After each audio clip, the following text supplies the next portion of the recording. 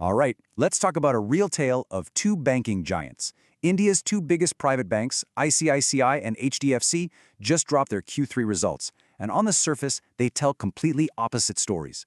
One has a surprising dip in profit, while the other is showing solid growth. But the real story, the one that truly matters, is buried just beneath those headline numbers. So let's dig in and figure out what's really going on. So, here's how we're going to break it all down. First, we're going to crack ICICI's profit puzzle. Then, we'll shift gears to HDFC and what I'm calling its post-merger marathon. After that, we'll put them head-to-head, take a look at their seriously powerful subsidiaries, and wrap it all up with what you should be watching for next. Okay, let's start with the big mystery, the one that had a lot of analysts scratching their heads. ICICI Bank's core business is absolutely firing on all cylinders, showing really healthy growth. So, why on earth did its final net profit actually go down? It feels like a total contradiction, doesn't it? And here you have it, that contradiction in black and white. The bank's core operating profit, which is really the best measure of its day-to-day health, grew by a solid 6%. But at the same time, the final number, the net profit, fell by 4%. Now, this is not a sign that the business is struggling. Not at all. It's actually the result of one single massive event that completely changed the picture for this quarter. So first up, let's solve ICICI's profit puzzle. The answer to why their profit dropped isn't found in their daily operations, but in a unique, one-time hit from the regulators. It all comes down to this number, 1,283 crore rupees. That's the size of a massive one-off provision that the Reserve Bank of India required them to make. And this, right here, is the sole reason their profit went down. So what's this provision all about? Well, it's tied to something called priority sector lending, or PSL. You can basically think of this as a rule that forces banks to lend a certain chunk of their money to really important parts of the economy, like agriculture, to help them grow. And it was inside this specific bucket of loans that the regulators spotted an issue. Okay, so here's the crucial point. During a routine check, the RBI found that a group of farm loans, which have been on the books since 2012, weren't quite classified correctly under the PSL rules. Now, this is super important. This was a technical issue, a reclassification. It was not a case of bad loans. The borrowers are all still paying. And get this, if you remove this one-time hit, ICICI's profit would have actually grown by 4.1%. All right, let's switch gears and talk about HDFC. Now, they posted a profit increase, but they're fighting a completely different kind of battle. They are deep in the middle of digesting that historic merger with HDFC Limited. On the surface, things look pretty good for HDFC, right? An 11.5% jump in net profit is really impressive for a bank of this size. But honestly, the real story for HDFC right now isn't just about profit. It's about liquidity and the challenge of managing the absolutely colossal balance sheet they inherited from the merger.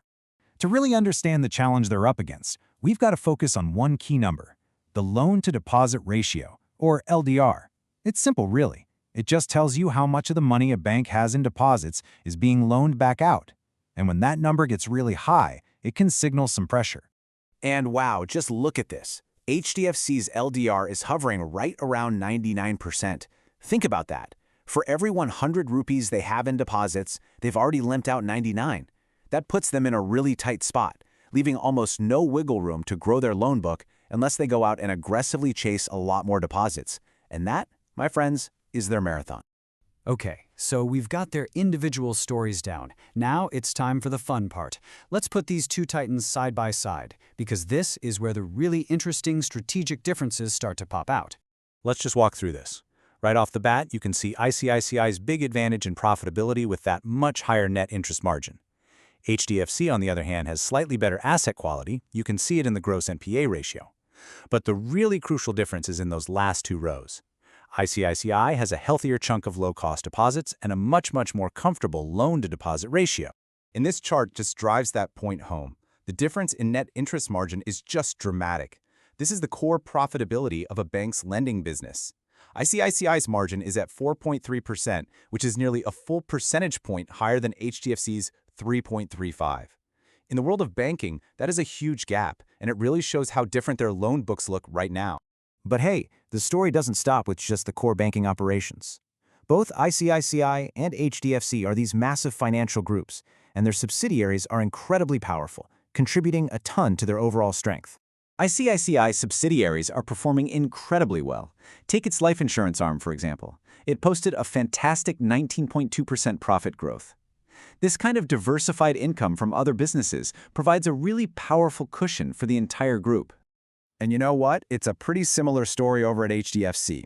Its asset management arm, HDFCAMC, posted a nearly 20% jump in its profit.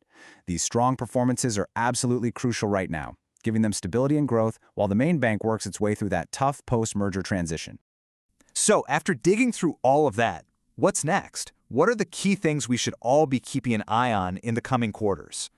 It really all boils down to three critical questions. First, for HDFC, it is all about deposit growth. Can they bring that 99% LDR down?